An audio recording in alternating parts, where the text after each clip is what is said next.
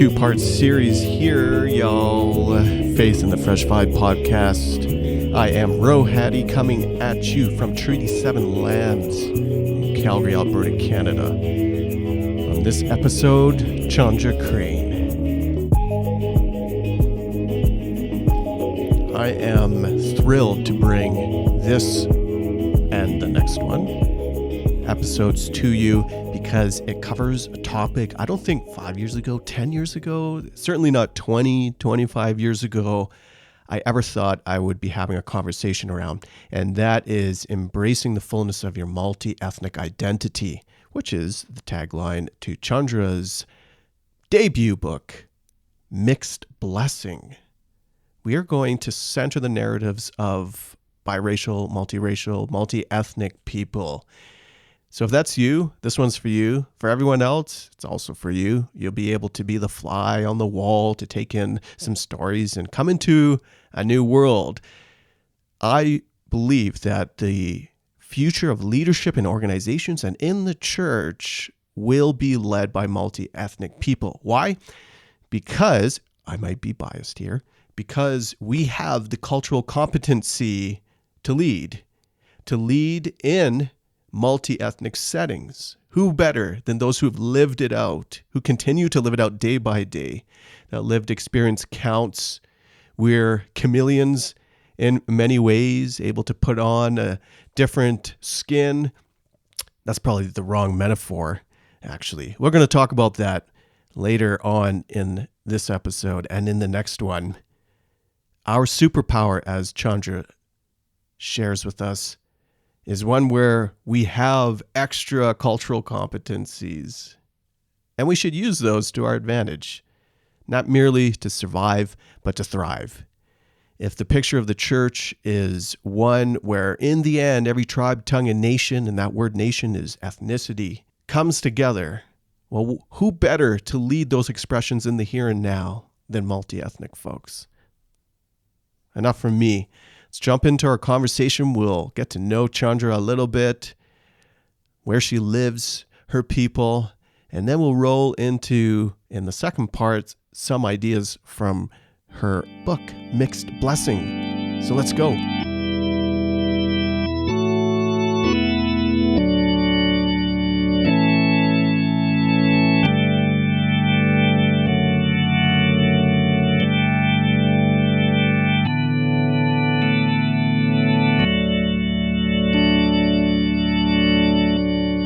I try to shy away from questions of like, and what are you? And,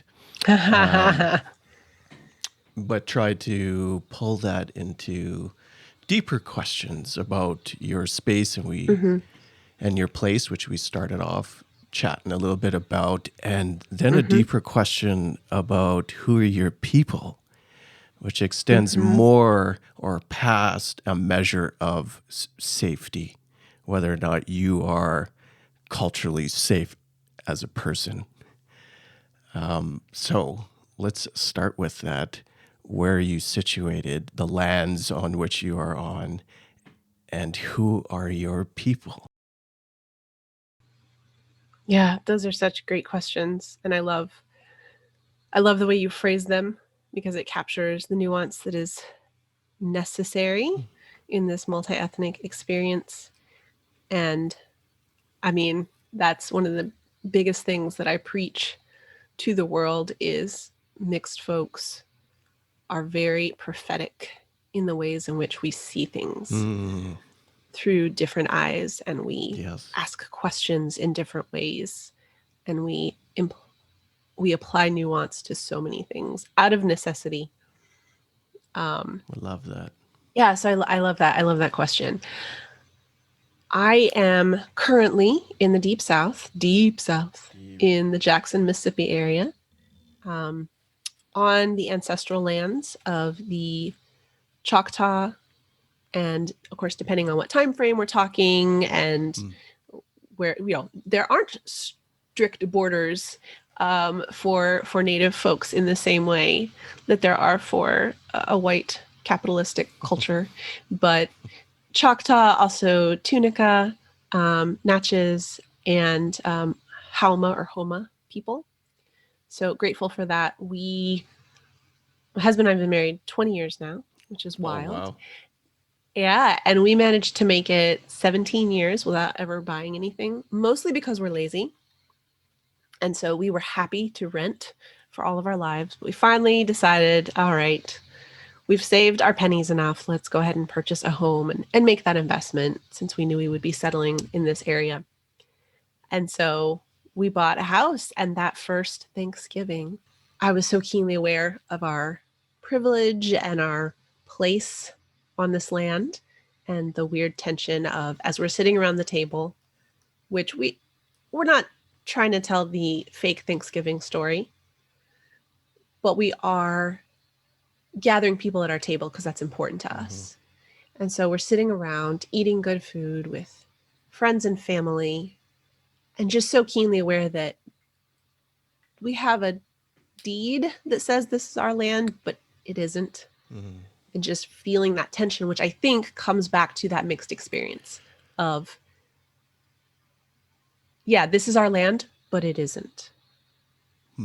We occupy this space, but we don't own it. And even the first peoples who originally lived on this land, literally our lot that our house sits on, wouldn't have said, I think, that they owned the land either, right? If we can think about prototypical ways in which Native folks engaged the land, they inhabited it, they inherited it, they lived on it, but they didn't think they owned it. And so trying to get past the guilt of this unfair system and instead embrace more of that Native sense of place of, okay, we have been given this land as a gift. How can we inhabit it well? In what ways can we see justice done in this space as a small measure of redemption? So that's a long answer to the place where we live. Originally from New Mexico, from the Southwest, so very informal, very slow pace of life. Then moved to Atlanta, was in Atlanta for 10 years. Very fast pace of life, but a little more formal, and then moved here to the Deep South and actually love it here. It's not easy. Part of that is, you asked who are our people. Our people in part shapes the way we feel about the Deep South because we're in a multi-ethnic, or at least biracial church. And so we're in a fairly conservative denomination, but we have a Black head pastor. And for our family, being multi-ethnic, multicultural, multiracial, that means a lot.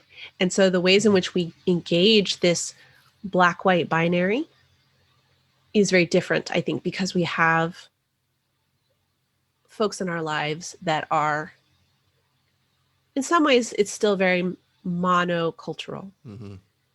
But we're trying, right? But we have several Black best friends, right? Which is the awkwardness of, we have Black friends, but we we have a community of Black folks who have graciously called us friends, called us family, who are graciously welcoming us to their land, to their place. And so our people group, we're very spoiled by having that diversity to raise our daughters in. Our school system is also fantastic. So we're in, well, I have to admit, it's a suburb, even though I don't like to think about it, because I'm pushing back on that too, right? Like, I don't live in the suburbs, but I mean, I do, if I'm being honest. But our school district, very intentionally, in response to a lot of what was going on in the 60s with mysteriously private schools popping up right at the same time they were required to integrate, right? Classic. Our public school system, right? Our public school system, like, anti-redlined, and it's actually been featured online. I think there was there was a HuffPost article about our school district, where there is one school that is K1, one school that is 2nd, 3rd grade, 4th, 5th, one school that is 6th, etc. So in our district, which is 30,000 people, maybe, all the kids go to the same schools. So there is no rich, poor, which, let's face it, is usually white, Black delineating line. Mm-hmm. Just reflecting on how you were sharing about the lands that you were situated on, and one of the words of describing that I would use, or rather that the indigenous folks use, is relationship, and the relationship to land, and how Mm-hmm. that's juxtaposed to ownership, a relationship to the core of the capitalist engine of expansion of ownership, and how Mm-hmm. those Mm-hmm. two stand in opposition to one another. We'll get into aspects of formation, but to Sure. share with us, Yeah. in terms of formation, of who are your people who have formed you? Yeah. Yeah. That's such a good question. And I have to laugh, right? Mm. Because with your gracious questions you're asking, it gave me freedom to meander, which I so appreciate, right? And again, that's part of the mixed experience, is that fluidity Mm-hmm. and asking these questions in different stages of life, in different contexts. So, foundationally, my family of origin, my birth father was a Thai national. My mom is white American.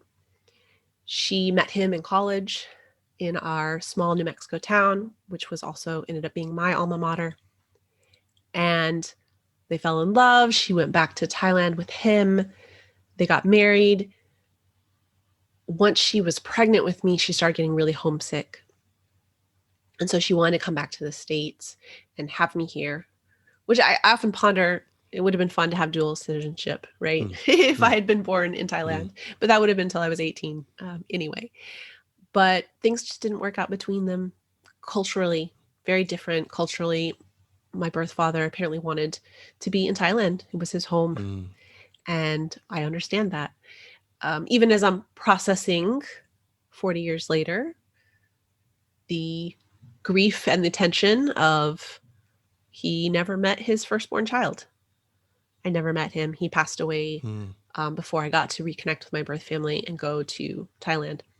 So for the first 5 years, it was me and my white mom. I looked fully, whatever that means, Asian Mm-hmm. when I was little. So I had the jet black, long, dark, thick, straight hair. No freckles at that time, and the very prototypical Asian eyes. Mm-hmm. And then my mom remarried when I was 5, and she married an African American, a black guy. And so he was my dad. I don't remember a time without him. He taught me how to ride a bike. He walked me down the aisle.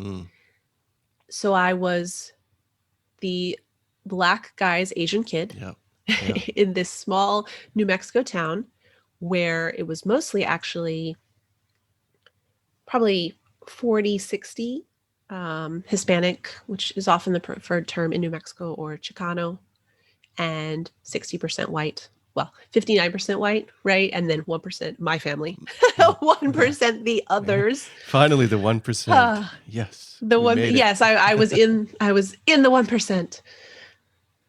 And I'm also keenly aware that my dad raised me, and this is something I'm recently processing, instead of his own black son. So a lot going on there, right, in my family of origin. In a lot of ways, I identify more with Black culture than I do Asian culture. I didn't get to visit Thailand until I was in my 30s. I don't speak the language. I realized later when I started researching, especially for the book, and started encountering more Asian culture in my work with InterVarsity, that there are a lot of ways my mom did raise me in that Asian prototypical sense of what will the neighbors think, and some types of indirect communication. But for the most part, I was raised in a sense of white normalcy, in a sense of white supremacy, in a sense of white normativity, except for my Black dad, right? And that changed everything, the way I looked at the world, even as I was encountering it, as especially as I got older, as white presenting. Of course, now I have the freckles, my eyes have rounded some. I wanted so badly when I was young to look white, even though I couldn't have articulated that. And when I finally got to high school and started being comfortable with my appearance, that's when the genetics started to make themselves known. And I suddenly started to present more as white. So that was wildly aggravating. My hair is curly though, which is fun. So my mom's genetics took over at that point. So I have this curly hair, which is actually really fun because as I'm embracing more and more of appreciating Black culture, uplifting Black culture without appropriating it, hopefully, I'm glad that I have this wild, curly, mixed hair. And it's funny because I'm so keenly aware that I'm not ethnically Black, but culturally, I was raised by a Black man. Mm-hmm. Culturally, I am loud and gregarious, and I love being honest, and I love direct communication, and I love my big curly hair, and I love big earrings, and I love my Black family, my aunts and uncles and my cousins, who I've done a lot more life with than any of my Asian family. Yeah. So that was very formative. And then, of course, being raised in this mestizo state where you have the Hispanic interactions with the native peoples. New Mexicans are very proud of the native culture, at least as it has been appropriated, but also it's just such a deep part of the culture. Our flag has a Zia symbol on it. We love turquoise, right? And so just all of these things as a child growing up, not realizing how I was being formed by them until later as I started asking these questions of who am I, especially when I left New Mexico, when I got married. And suddenly I wasn't in my hometown anymore. I was in this strange place called sort of the South in Atlanta. And then I was engaging with more Black folks. Of course, Atlanta has a high population of African Americans. Engaging more with Asian folks, doing campus ministry, but at the same time being mostly in that white world of our church in Atlanta. And it wasn't until moving to the Jackson area that then I started actually being able to do life with Black folks in our church. And I remember when my husband got the job that moved us here to Mississippi and thinking, can my white mom and Black dad visit us here? Will it be safe? And there are definitely sundown towns still in Mississippi. There are definitely small towns in Mississippi where I would not have wanted, my dad passed away almost 10 years ago now, but I would not have wanted them to visit. But Jackson, I feel like is special because people are asking these questions because they have to, right? This is Mississippi burning. This is a place where you can't just say, oh, well, we're past race, we're colorblind, in a way that I think often happens in Atlanta. Atlanta was the city that's too busy to hate during the civil rights movement, right?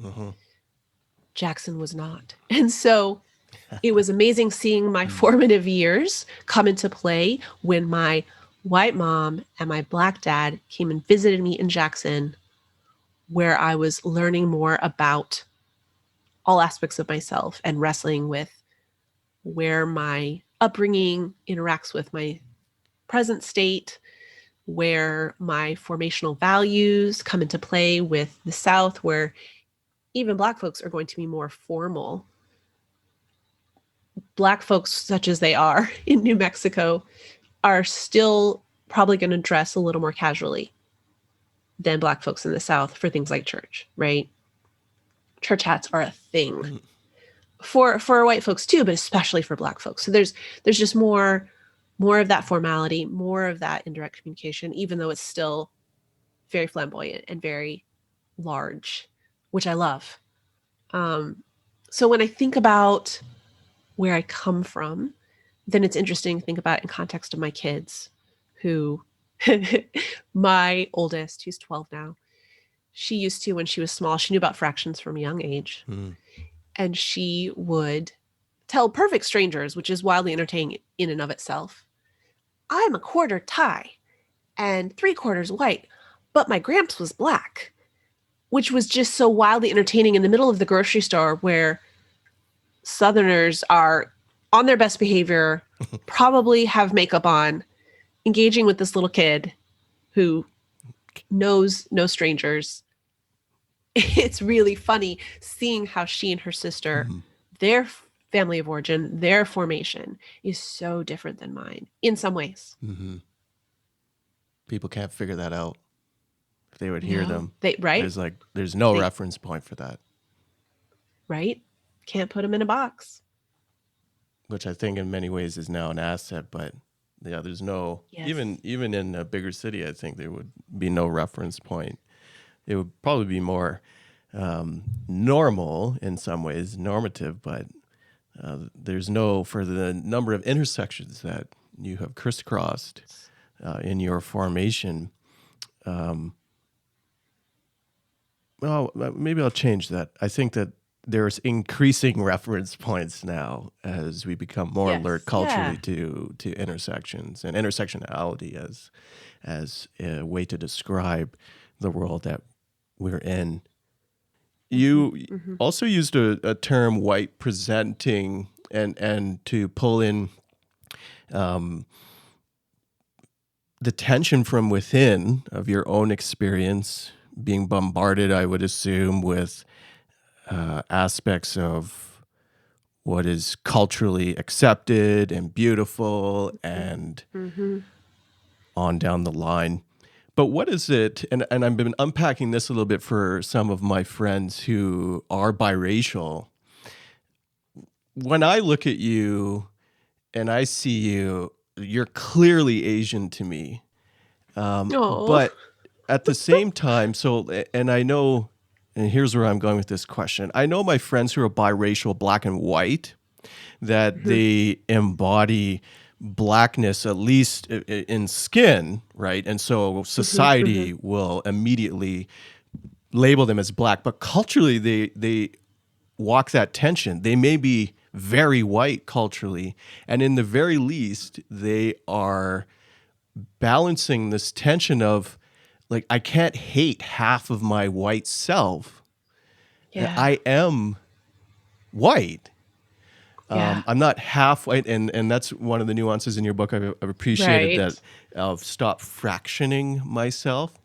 But so how do you balance in that tension? When I say to you, you're clearly Asian to me, in what ways do you internally feel a tension of erasure of your white or European self? So first of all, I feel emotional because that's something I've longed for so long now. Which one? There's to look Asian, right? Once I became comfortable with being Asian, and yet there's a lot of privilege in no one has used a slur against me in a long time. No one has asked me if I know Kung Fu in a long time. We'll see. And we'll see. Part of you misses it. Oh, no, maybe not. Well, yeah, well, I mean, I miss feeling like I'm enough. Right? So when I presented as fully Asian, especially in the context of a small New Mexico town that just didn't quite know what to do with Asians in general, at least I felt like I was enough to be noticed. And again, mixed people often look at other mixed people and say, "Oh, I can totally see it." We'll see after Shang-Chi comes out, which I'm so excited about. We'll see if people start asking me again if I know Kung Fu. Oh no, the blowback. We'll see. The blowback, right? Yeah. And even after Crazy Rich Asians, right? With Henry Golding, I think is his name. He's mixed. And he still was tapped to play the lead opposite Constance Wu. And of course, there's layers and complicating factors, and a lot to be said about that film as well as Shang-Chi. So we'll see. We'll see where that conversation goes. But when you say, I can obviously tell, the majority of that is a sweet feeling. Like, oh, okay, I'm not completely whitewashed. but there is that tension for those of us who are mixed, who are monoracial but multi-ethnic. So I have a dear friend who is Chinese Japanese, and another good friend who's actually Chinese Thai, which is really special to me to connect with him. There's still a hierarchy there. There's still a history of oppression or of conflict. Yes. Yeah. But it's not quite as pronounced in terms of the brutality of whiteness. And I'm still figuring out what it means to be half or white from my mother's side. One of the things that I really love is seeing white folks dig into their history and their backgrounds and their ancestry. Yeah, they have to. Yeah. They have to. And I think it can go a couple different ways. Of course, it can go the cultural appropriation way. Okay, I've got German ancestry. Ich bin German. And, that in a way that is not healthy and is appropriative and all about stereotypes. But I've seen people also say, wow, I had a German great-grandfather. What can I learn about him? I had a German great-great-great-grandmother. What was life like for her? To thrive in the United States, for those of us who are in the United States or in Canada. What little things can I appreciate from that history? What prototypes, as opposed to stereotypes, came out of that family of origin for them? What recipes, what family norms? Yeah. I think that's so powerful. And another way it can go, which I don't see as much, except in pushback to my multi-ethnicity, is, oh, well, we're all mixed. Well, no, right? Because for those who are white in North America, your varying ethnicities are a footnote. And they don't affect the way you're perceived. Yeah. Well, I mean, they do affect the way you're perceived, but not negatively. Yeah, by design. Yeah. Right, by design. So you can just step into or continue to exist in that white space. And you've got all of the social capital you need, even if you're in a different socioeconomic or educational status. But I love seeing white folks do that work. And I think it's very freeing to me to do that work, to start thinking about that work in looking at my white half. So I actually took a DNA test. You're the first person, like, publicly that I've told, and I haven't opened my results yet. Oh, are you going to do a live results opening? I'm going to film it, but I don't know if I'm going to do it live, right? Because not. There's so much there. Oh boy. Right? I don't want to do that. Yeah. See, and that's the thing. Like, I don't feel a need to do it for my Thai side. I know I'm Thai, although there is a small fear that it's going to come back Chinese or something insane, right? Because those tests they'll be there, I bet, biased towards white. Oh. Right. So I did it to find out more about my white European ancestors. Yeah. To find out their stories and to have a little bit more of a mental picture of where they came from, where I come from. I think I had to do the work of digging into my Asian ethnicity first, though, before I felt comfortable to start asking questions about my white ancestry. Because my white ancestry, because of the power dynamic, I mean, I have ancestors who came and took lands that did not belong to them in one way or another, whether it was they bought some land, whether it was because they settled on the land in a violent way. I have ancestors who did that work of assimilation.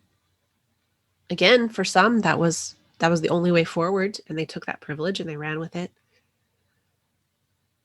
I really needed to dig into the marginalized part of myself first, for me. And I'm not saying that's necessarily normative for what other folks who have that white and mixed ethnicity have to do or need to do. But for me, I think it was very important to first identify with, what does it mean to be Asian in America? What does it mean to have been absolutely mocked as a child Yeah. for the shape of my eyes, for the ways in which my mom did use fish sauce, napla, growing up instead of salt, which is one of the things I love about my upbringing. In everything, spaghetti sauce, sausage dishes. I mean, it's so good. It's so good, but it Umami. smells. Yeah. Yeah, it's that umami, exactly. But it does. It smells, right? It has a distinct smell. And I don't even mean, it's scented, we should say, because that smells has a negative Smell to connotation. who? Yeah. Yeah. Right. But it has a distinct scent. Yeah, I had to be free to figure out what it means to be Thai American before I was ready to dig into the American part. And apparently I'm still not ready because I haven't, I mean, it's been in my box for going on 2 weeks now. And I'm just really gathering up the gumption, asking the Lord to prepare my heart Of what it for brings. what the results are. Yeah. Yeah. It's very Schrodinger's box, right? Yeah. Oh, yeah. It's very much like until I open That's that quite the email. metaphor. Yeah. Right? Until I open that email, I am both enough and not enough. Yeah. But isn't that the mixed story, right? Isn't that the mixed story? And maybe that's why I'm more comfortable with not opening it yet. Because maybe there is a part of me somewhere given by the Holy Spirit, fostered by our mixed multi-ethnic Jesus, that says, I don't have to open this email.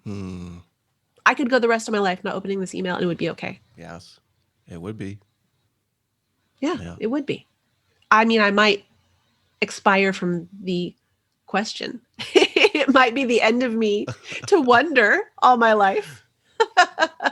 But yeah, I don't have to because, again, I know my family story, at least to some extent.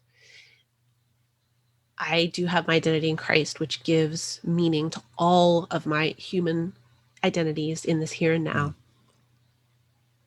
Yeah, I mean, I'm giving myself a pep talk right now. So thank you, Rohadi. Like, here I am, right? Working it out in real time. I don't know. I'm just sitting here absorbing and processing my own.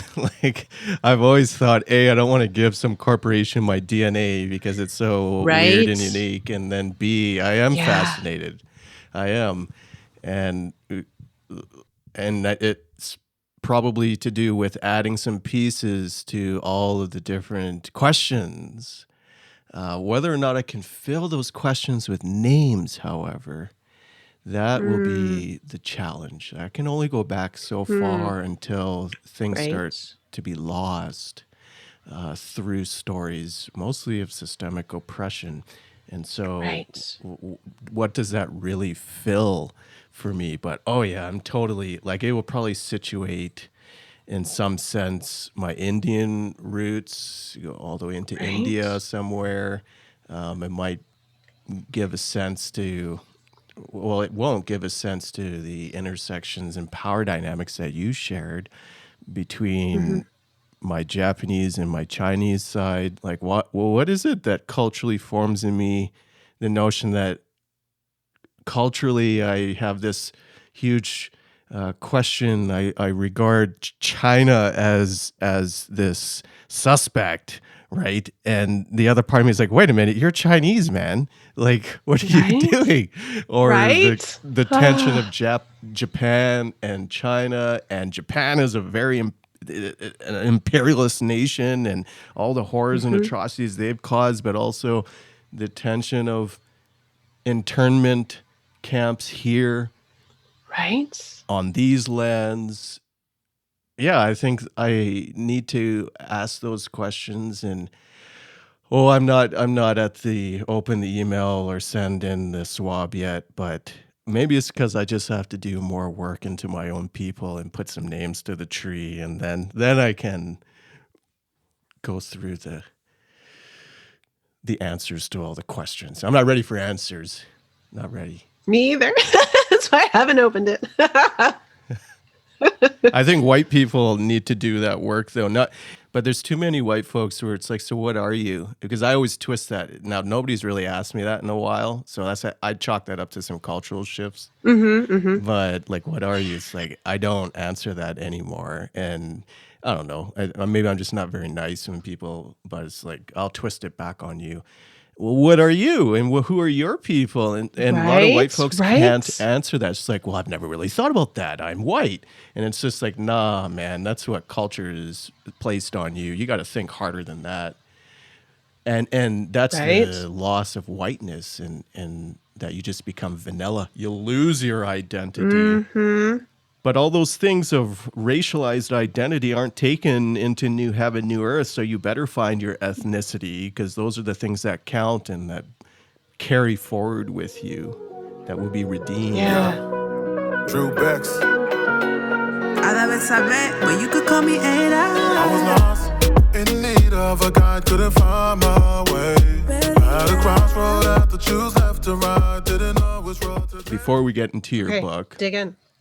Of church formation, you know, my story is growing up evangelical up until seminary, evangelical seminary, but white evangelicalism. I wouldn't have painted it as that.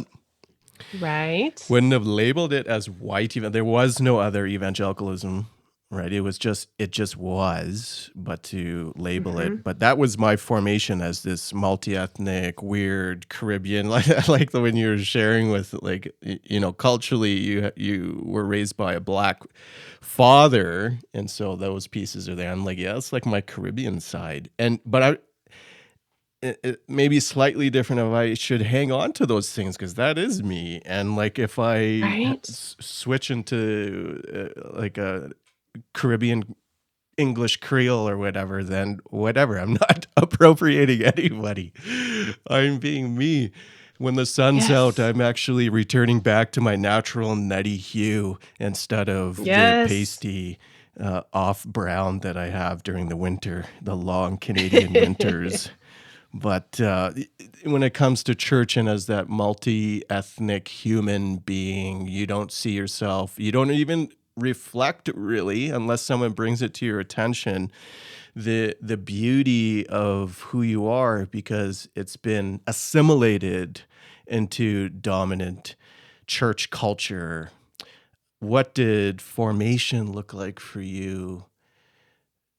Let's kind of, I would say growing up, but perhaps it's growing up, but coming into your formative years.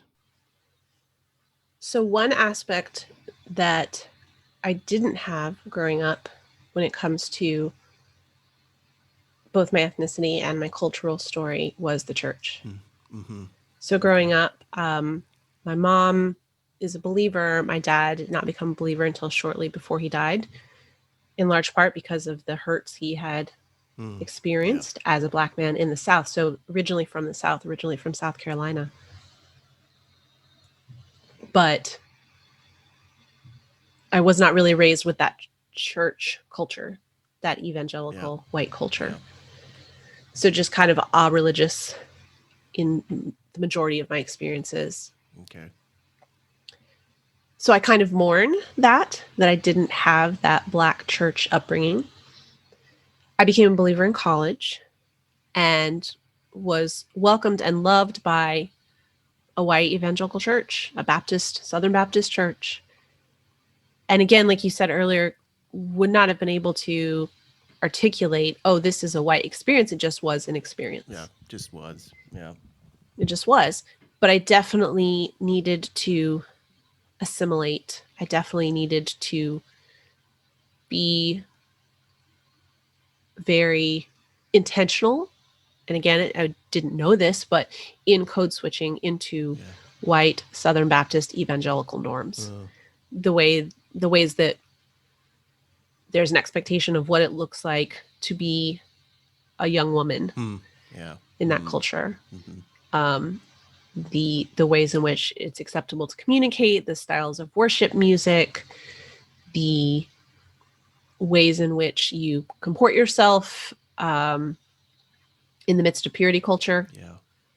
So I became a believer and was literally baptized into this church at I would say the height of purity culture.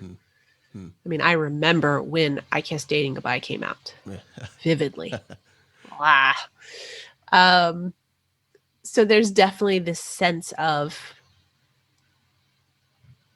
not knowing just how much I was being indoctrinated into white culture. Yeah. And definitely this sense of somewhere in the back of my mind, though, realizing that I needed to be very careful and not bring ethnicity into the picture. Because because the culture, right, is here's what it looks like to be biblical. Ooh. And because there's no acknowledgement, right, of the lenses through which all of us encounter biblical culture, then it was assumed that if I deviated from that white norm, that I wasn't being biblical. And so it's taken a lot of asking questions and, deconstructing is the buzzword now, and that has pros and it has cons. But definitely going back through and saying, what are the foundational assumptions I have about what it means to follow Jesus that are untrue, or at least are preferential? That was what I had to and have to continue asking myself. And that is the insidious nature of white normativity, right? Is that it just is, like you said, it just exists. I think the thing that is hardest for me, I mentioned this in the book, is that church loved me very well. I came into that church very rough around the edges. And which I had, the perfect testimony. And I love now being in a church tradition where the boring conversion stories or the never knew a day where I didn't know Jesus are valued equally, and sometimes at the expense of the dramatic conversion stories, because there's such an emphasis on covenant children. But I just love that in our current denominational climate, my husband's story is every bit as precious as mine, because he never knew a day where he didn't know Jesus. He was raised by followers. Of course, he's had ebbs and flows of his own faith and making it his own, but he's been a believer ever since he could remember. I had this amazing testimony and got trotted out a lot at, youth rallies, which is a whole nother discussion on the commodification of people and gross. And testimonies. Yeah, right. But there was a lot of love for me and a lot of patience with me when I showed up and had quite a mouth on me. Still do. But mostly only I started cursing again, mostly once I went to seminary. So again, that's another discussion we can have. Not because my seminary was in any way associated with Mars Hill, but because I was so aggravated by the majority of the students I encountered that it just made me want to curse. And then again, that's another story for another time. But all that is to say, my hometown white Bible Belt church really did love me well, as best they could. But they were hampered by white normativity. And so there was a lot of grace for the things that were unique to me, but could be polished up. There was not an expectation to immediately conform to what it meant to be spiritual. But there was an expectation that eventually those things would be polished and rubbed away and the rough edges would be dealt with. But unfortunately, of course, some of those rough edges, quote unquote, were just me, my personality, my upbringing, my ethnicity, my culture, my story, my experience. And so it's just another tension, another interesting story to be able to say, I loved that church, loved it, loved being there, loved them, felt well loved by them, except in some issues of gender, but honestly not many, but except in terms of ethnicity. And that was just the one area where they just were very, very blind. Is there a moment in your formation where you became alert to how incongruent your body was within, and not just on a gender side or a purity culture side, but an alertness where it was evident that it wasn't just normativity, but the tentacles of white supremacy were such that it was pulling you from living out your whole self. Yeah, wow.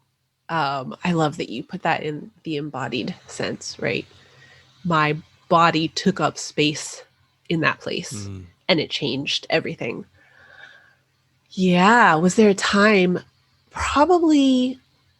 Or when Once was we the moved. time, I should say. When was the time? Yeah. So definitely an ongoing journey. I don't know that I could point to like the moment, right? Yeah. But once we moved here and I started being exposed to Black church culture, you know, our choir sways and it's still very toned down for the white folks in the congregation, of which I am one and yet I'm not, right? There's that mixed story.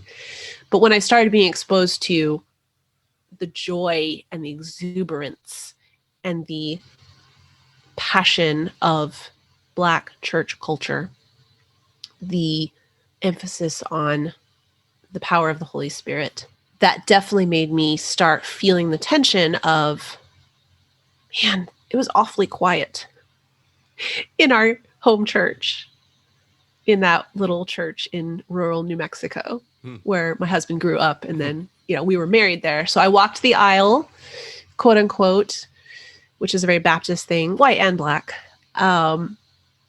walked the aisle to confess my sins, right? And to say, I want to become a believer. And then walked up the aisle to be married in that same church. But I think when I started to do the bigger work of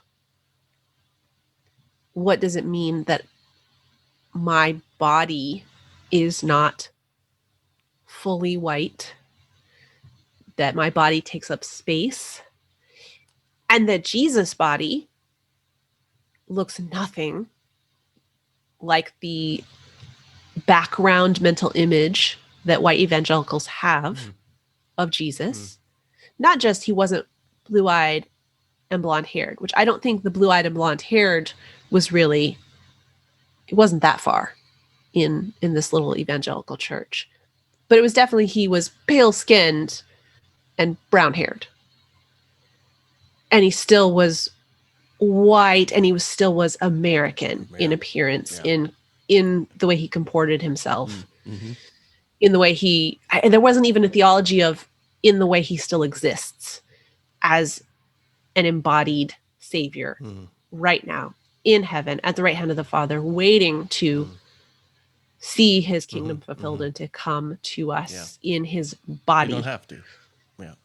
Right. You don't have to, because it's just assumed that he's in the background of everything. He's white and he's spiritual. So and you break that down. I'm not really worried. So is it your own body, your own self that it starts to break those pieces down? Was the multi-ethnic Jesus, although you may have not described him as such initially, was that the catalyst or the capstone, as it were, to shift your formation and your thinking?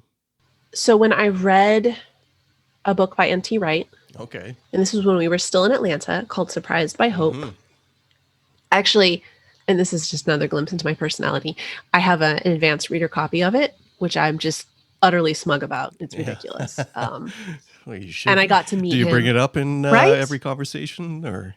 Well, okay, so here's another glimpse into my seminary experience when I was feeling especially saucy and salty in this reformed space of seminary. Saucy and salty. Yes. I would switch my profile picture on Facebook to the one of me and my husband and the Wrights at dinner. Oh, okay. Where you kind of arm over and wink in the gun? Yes, absolutely. There was no gun. There was no gun, but there was a big cheeser. So he came to Atlanta, to Emory University, where I was a campus minister, to do our Veritas Forum. And so we got to take him out to dinner beforehand, myself and a couple other campus ministers. And so I was not missing this opportunity to get a picture with him. And his book blew my mind in terms of getting rid of Gnostic views of the new heavens and the new earth. and the goodness of being embodied. So that was one turning point. Probably, about the same time. It would have been about the same time as when I read Cindy Fraser's Check All That Apply, which again, as we were talking about before we started recording, is one of, as far as I know, 3 books specifically about multi-ethnicity and being Christian. The third being Brian Bantam's Redeeming Mulatto. Mm-hmm. So I was reading Check All That Apply, hearing about for the first time the embodied Jesus, who was and is multi-ethnic for intentionality, listed in his lineage, right, in Matthew 1. Yeah. And again, we've talked about intersectionality. Yeah. As I became more aware of my body and the ways in which it was and wasn't acceptable, thinking in terms of those 4 mothers, Ruth and Rahab and even Mary, thinking about the ways in which their ethnicity came into play as well as their gender. I would say that was another significant point, which is funny, right? That I'm thinking, I'm dating all of this by books I've read. So that's another funny thing. So reading Surprised by Hope, reading Check All That Apply, and entering seminary, coming out of Baptist spaces into more Reformed Presbyterian spaces. All of that gave me the freedom to start asking these questions. And in some ways, I think that's the same. It would have been the same in a lot of ways, no matter what I was coming out of and coming into, because that process is so formative, right? When you leave what is your normal and encounter different things, it blows a lot of categories out of the water. And so just that very act of moving away from New Mexico, moving into a more reformed denominational space, getting married, and then later, much later, having kids, engaging more with Black culture, getting to go to Thailand for the first time. These 4 very formative books that I was reading, all of those were giving me permission to take up space with my body in a way that I had never felt was allowed or was certainly tolerated, much less celebrated. I'm so grateful that we're raising our daughters differently, that we have the ability to raise our daughters differently.